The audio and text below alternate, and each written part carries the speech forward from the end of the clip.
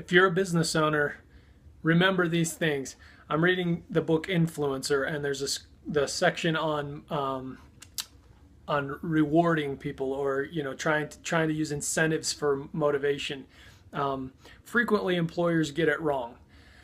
They'll attach incentives to the wrong things, such as like outcomes rather than behaviors. What you want is to create an appreciation for your employees or your staff members. You're not looking for just a one-time outcome. And frequently that's what employers do. He gives several examples in the book of like, for example, rewarding their employees for producing more nails. Well, they just made smaller nails and made a ton more. And then he said, okay, let's reward for weight produced. So they just made bigger nails. So they ended up producing basically the same dollar value of product, but they found ways to get the incentive or the bonus with the same amount of work. They just outsmarted their employer.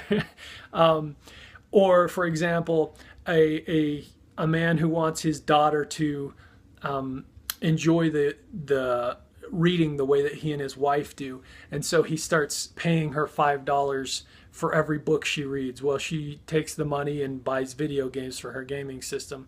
After quite some time, the guy figures that, wow, she's really taken to reading and probably doesn't need the incentive anymore, because she now appreciates just diving into her favorite author's work, right? Well, as soon as the incentives go away, she stops reading and spends the rest of her time enjoying the gaming system that she was able to purchase from all the rewards she gained. It talks about that typically if you attach an incentive, especially like a monetary incentive, to a specific behavior, the subconscious mind basically says, well, the behavior must not be fun on its own, therefore I'm not going to do it unless I get paid. Well, so I'm just going to read you the summary of that chapter. He says, administering rewards and punishments can be a tricky business. Consequently, when you look at the extrinsic motivators you're using to encourage or discourage behavior, take care to adhere to a few helpful principles. Firstly, rely on personal and social motivators as your first line of attack. Let the value of the behavior itself, along with social motivators, carry the bulk of the motivational load. So there is so much power in social interaction and social what am I trying to say? Acceptance. So it can work for or against you, the social thing, but you need to find ways to turn it positive, right? Some companies just straight up have a bad culture where working hard is kind of frowned upon by the rest of their peers, but you need to turn every single person into a teacher.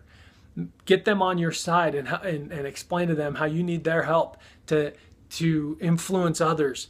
And if you can get a few of the influencers, the people who are respected, the rest will follow. If you get the wrong people, however, it will not work. If you get people who are on the edge but looked at as kind of crazy cuckoos, then the rest will not follow. If you get the people that are on the edge but respected as doers, accomplishers, people who are able to relate to others, then the rest will follow. So you got to be very careful about who you choose as teachers and leaders, and then get them to influence the others. And as you create this social sphere, then positive behaviors are reinforced by the social interaction, and then also attach monetary incentives to behavior, not outcome. Otherwise, you'll be outwitted. Anyway, go check out the book reviews on my website, bronsonwilks.com. We'll talk to you guys later.